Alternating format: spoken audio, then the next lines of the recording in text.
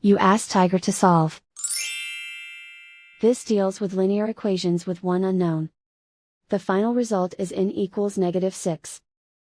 Let's solve it step by step. Simplify the expression. Expand the parentheses. Simplify the arithmetic. Expand the parentheses. Group like terms. Simplify the arithmetic.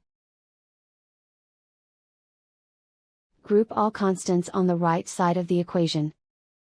Subtract 13 from both sides. Simplify the arithmetic.